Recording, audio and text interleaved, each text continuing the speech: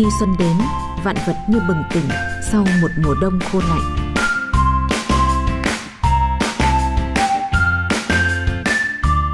Cây cối đang chuyển mình cho mùa sinh trưởng mới. Từ cỏ cây, hoa lá đến chim muông đều háo hức cho một mùa sinh sôi nảy nở, mùa của những đổi thay lớn nhất trong năm.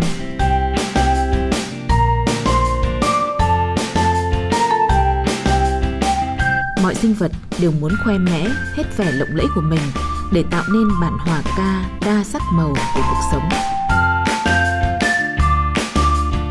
Mùa sinh khiến cho không gian trở nên thi vị hơn khi những loài chim tìm kiếm cho mình người bạn đời lý tưởng để kết đôi, chuẩn bị cho những thế hệ tiếp theo.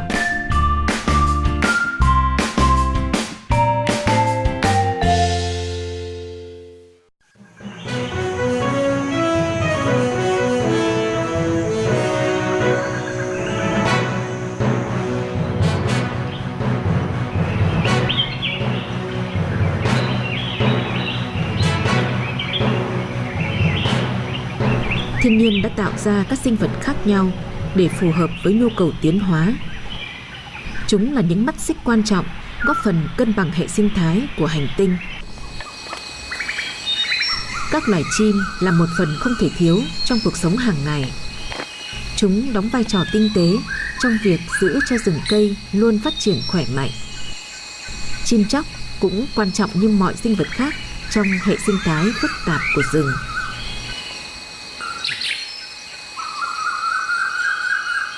Tu hú là một loài chim quen thuộc, nhưng ít khi bắt gặp ngoài tự nhiên.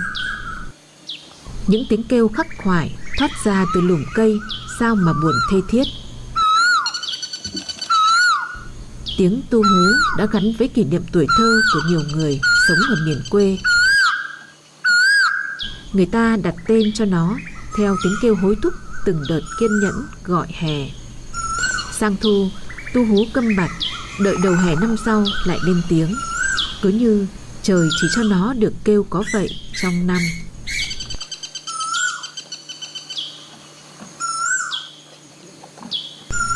Đã lâu lắm rồi không được nghe tu hú kêu vào mùa trái chín. Mất tiếng chim tu hú không chỉ mất đi một loài mà còn mất luôn kỷ niệm tuổi thơ thú vị của những đứa trẻ đồng quê. Tiếng cuốc kêu sau lũy tre, tiếng tu hú trên các lùm cây là những âm thanh đặc trưng cho sự chuyển mùa.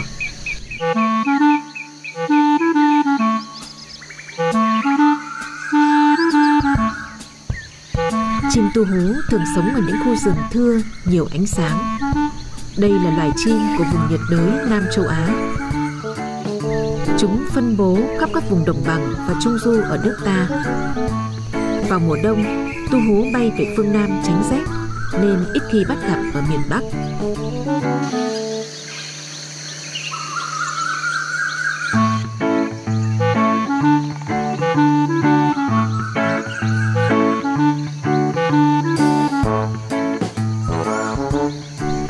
Tu hú là loài chim ăn tạp, thức ăn chủ yếu là trái chín. Ngoài ra, chúng cũng ăn tất cả các loại côn trùng, sâu bướm, trứng và các động vật có xương sống nhỏ.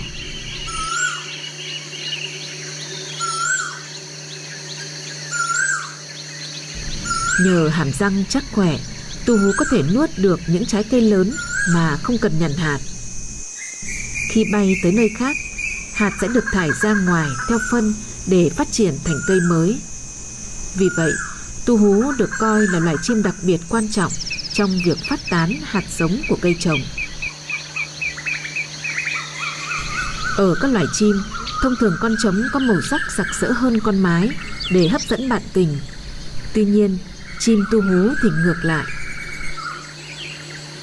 Chim mái được phối màu khá đẹp, với bộ lông lốm đốm trắng, xen lẫn màu đen nhạt. Phần lưng có tỷ lệ màu đen nhiều hơn màu trắng, còn phần bụng thì ngược lại. Các điểm trắng ở đầu và ngực kéo dài ra thành các vệt dọc.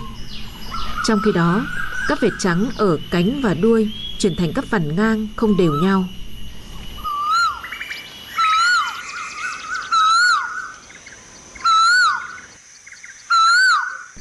Khi trưởng thành, Chim trống có bộ lông màu đen tuyền, ánh xanh thẫm, đuôi dài và đen bóng.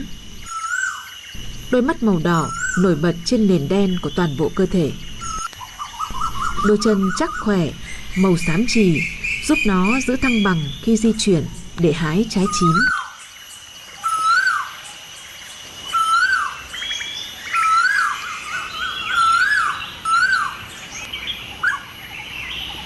Tu hú là điển hình của những loài chim vô trách nhiệm và lưu manh bậc nhất trong tự nhiên. Chúng nằm trong số ít các loài chim vụng dại của rừng xanh, không biết làm tổ và nuôi con. Để duy trì nòi giống, tu hú thường nhằm vào tổ của những loài chim khác để gửi trứng. Vì có gen di truyền về chiến lược cùng với sự tinh quái, nên tu hú mẹ đủ khôn ngoan để biết phải gửi trứng cho loài nào. Thế là khỏi cần ấp, cũng chẳng cần nuôi con, tu hú vẫn giữ được dòng giống của mình.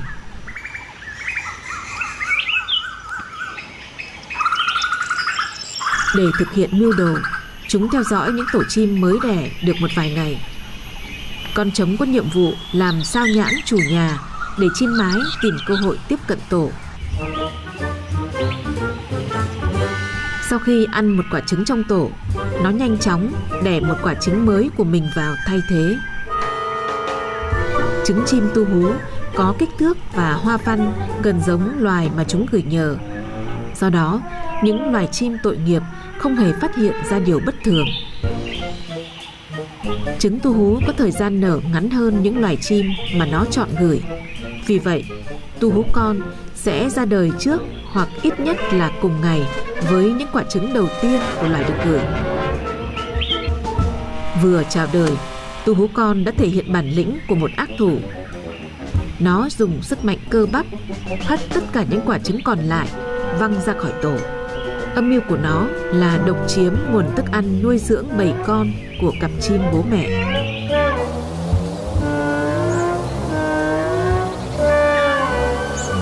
Quy luật tự nhiên buộc các loài phải đấu tranh để sinh tồn.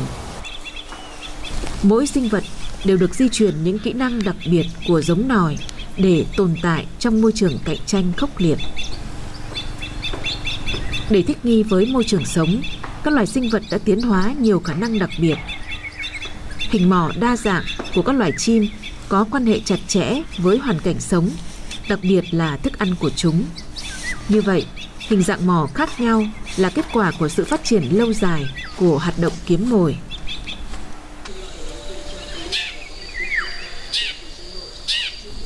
Trong số những loài chim sinh sống ở rừng thông thì mỏ chéo có lẽ là loài tiến hóa nhất để thích nghi với việc ăn hạt thông. Thức ăn chủ yếu của chúng là hạt thông. Tuy nhiên, những hạt này lại được bao bọc trong lớp vỏ vững chắc của quả thông. Để tách được chúng ra là việc rất khó khăn đối với những loài chim bình thường khác. Nhưng tạo hóa luôn có sự sáng tạo riêng của mình.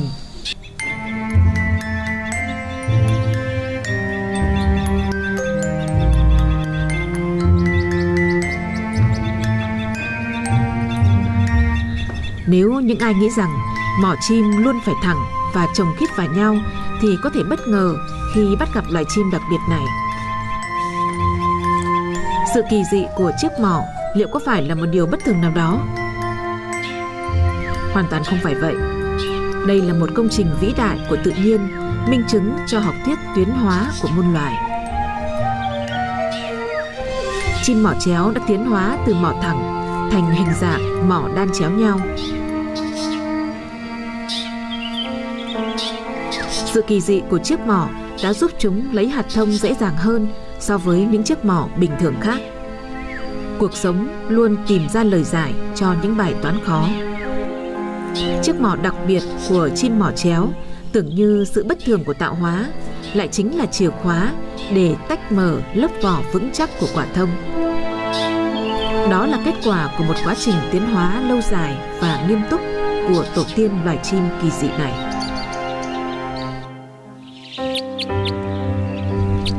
Chim mỏ chéo cũng thường xuống đất để uống nước và bắt mồi. Chúng có thể kiếm ăn ở mọi địa hình, mọi hoàn cảnh nhờ vào sự linh hoạt của chiếc lưỡi. Chim mỏ chéo có thể ép chặt lưỡi vào giữa khoảng trống của mỏ để lấy hạt thông hay tìm bắt những loài côn trùng ẩn nấp. Chúng là một trong những nhân tố quan trọng để việc phát tán hạt thông dễ dàng hơn.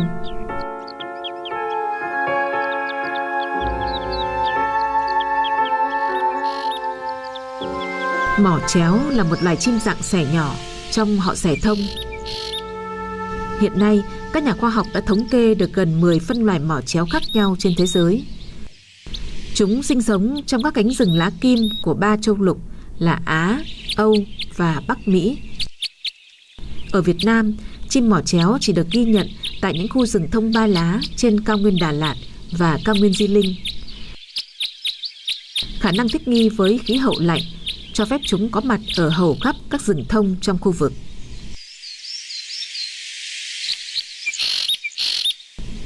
Chim mỏ chéo thường sống định cư, nhưng cũng có thể di cư nếu nguồn thức ăn khan hiếm. Chúng thường hình thành những đàn nhỏ ngoài mùa sinh sản để cùng nhau đi kiếm ăn. Mỏ chéo cũng có thể kiếm ăn chung với một số loài chim khác. Hiện nay, các nhà khoa học Việt Nam đang có những nghiên cứu về loài mỏ chéo tại cao nguyên Đà Lạt. Rất có thể chúng là một phân loài mới so với các loài mỏ chéo khác trên thế giới.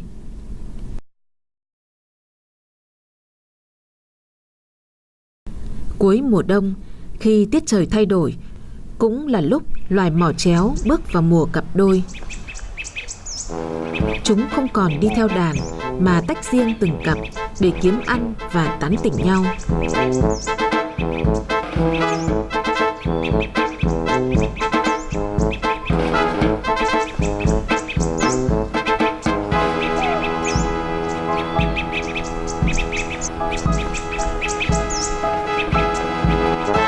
Đôi mỏ chéo quyến rũ nhau bằng tiếng kêu ồn ào và những động tác lắc lư. Quá trình này thường diễn ra khoảng nửa tháng trước khi chúng chính thức bắt tay vào xây tổ.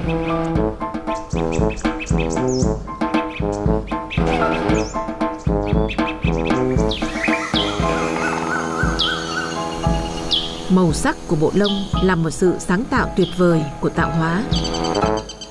Chúng có vai trò làm nổi bật hoặc ngụy trang hoàn thành.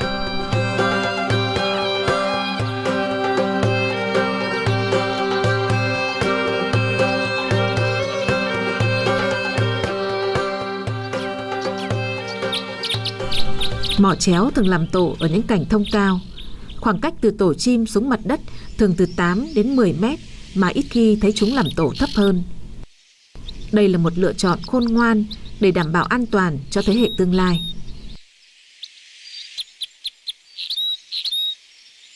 Tổ chim mỏ chéo được làm đơn giản nhưng lại có thể chống chọi được với những trận mưa to gió lớn.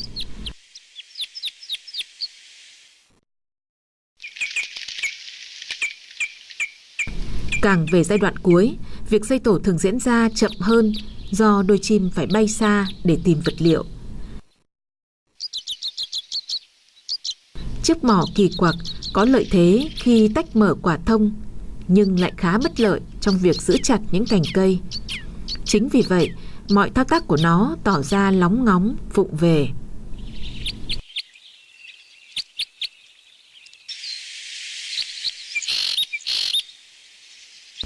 Đôi mỏ chéo miệt mài với công việc xây tổ.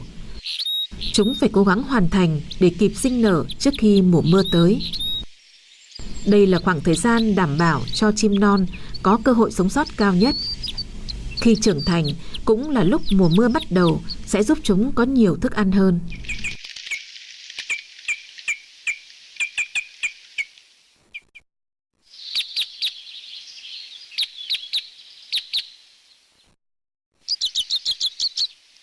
Sau 10 ngày làm việc chăm chỉ, đôi mỏ chéo sắp hoàn thành chiếc tổ.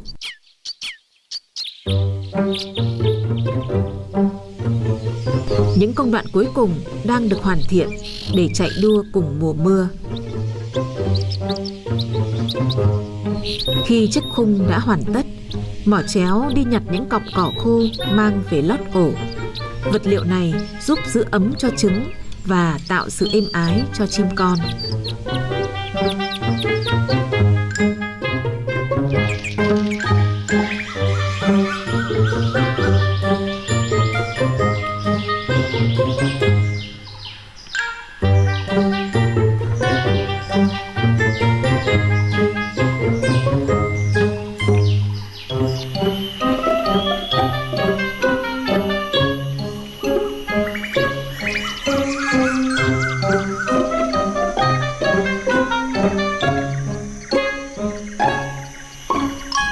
Trong lúc đôi mỏ chéo sắp hoàn thành chiếc tổ thì cặp phường trèo đỏ lớn bước vào giai đoạn ấp trứng. Con chim mái nằm lì trong ổ để giữ cho nhiệt độ luôn được ổn định. Chim trống làm nhiệm vụ cảnh giới và kiếm mồi.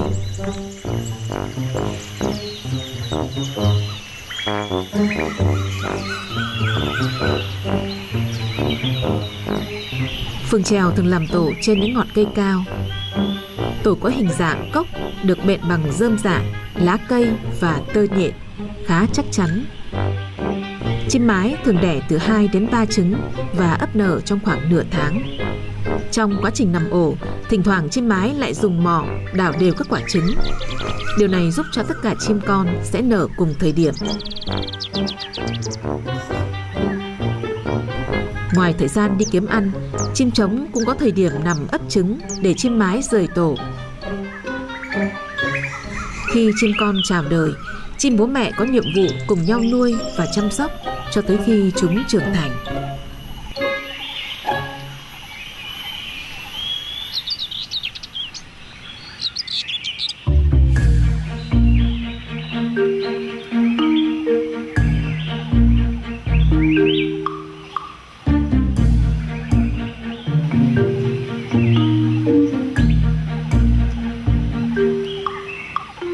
Tu hú con đã đến tuổi ra giảng. Chim bố mẹ dẫn con đi kiếm ăn và huấn luyện những động tác truyền cành. Để đáp ứng nhu cầu tham ăn của đứa con hoang, cặp vợ chồng chim sâu phải vô cùng lao tâm khổ lực. Chúng tất bật từ sáng đến tối mịt, vẫn không kiếm đủ lượng thức ăn cho đứa con lúc nào cũng háu đói.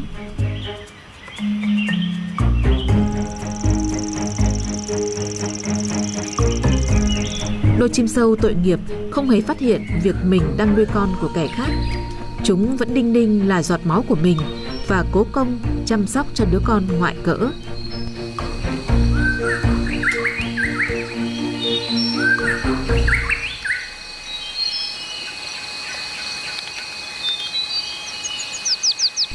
Bất kỳ loài nào trong tự nhiên cũng đều xuất phát từ cái nôi mang nặng đẻ đau và chăm bẵm của đấng sinh thành. Khi lớn lên, chúng được thừa hưởng những nguồn gen và tố chất làm bố mẹ để yêu thương, để chăm chút cho những đứa con yêu dấu. Thiên chức làm mẹ và tình cảm với đứa con là sợi dây gắn kết đẹp đẽ nhất mà tạo hóa đã ban tặng cho muôn loài. Nhưng loài tu hú vụng về, không biết ấp trứng và nuôi con, lại từ chối phần thưởng quý giá đó.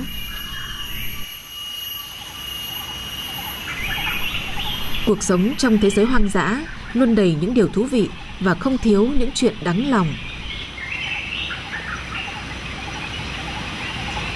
Chỉ có thể lý giải hiện tượng này bằng tình yêu thương của cha mẹ dành cho con cái luôn là vô điều kiện, luôn là thiêng liêng, dẫu đó có là gì đi chăng nữa. Dù có bị cho là bất hạnh hay thiếu công bằng, thì cặp vợ chồng chim sâu cũng được ban tặng một món quà vô giá để cảm nhận hạnh phúc về thiên chức làm cha mẹ. Dẫu tình yêu thương đó chưa trọn vẹn, điều mà loài tu hú cả đời không thể có được.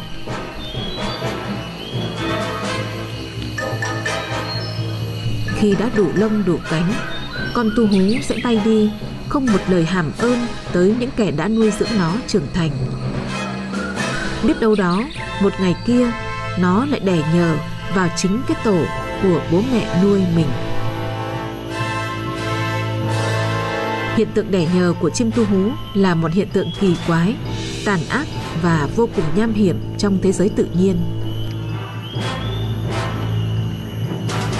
Các nhà khoa học đã mất nhiều năm nghiên cứu để tìm câu trả lời cho hiện tượng bất thường này. Chim tu hú ăn tất cả các loài sâu bọ và chúng không thể phân biệt được những con sâu có nọc độc. Đối với chim trưởng thành, cơ thể của chúng sẽ miễn nhiễm với độc tố của sâu độc.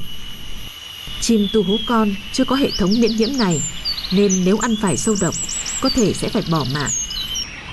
Chính vì thế mà tu hú mẹ phải nhờ đến các loài chim khác nuôi giúp con mình. Cuộc đấu tranh sinh tồn và duy trì nòi giống của muôn loài trong thiên nhiên hoang dã thật lạ lùng. Không nỗi đau nào bằng nỗi đau của người mẹ khi không thể tự mình nuôi con. Không bất hạnh nào bằng bất hạnh của những đứa con khi không được lớn khôn trong vòng tay của chính cha mẹ mình. Chim tu hú mẹ đã chọn cách chấp nhận mang tiếng ác để duy trì nòi giống. Đó cũng là mảnh ghép đặc biệt trong bức tranh sinh động về cuộc đấu tranh sinh tồn của muôn loài trong thiên nhiên hoang dã.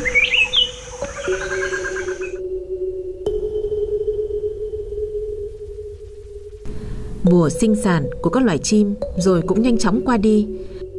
Một mùa sinh với vô vàn biến cố, có không ít thành công, nhưng cũng có những cuộc vượt cạn thất bại.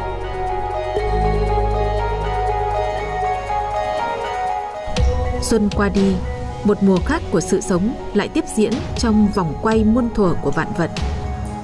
Và rồi sẽ lại có những mùa sinh mới, những mùa xây tổ mới.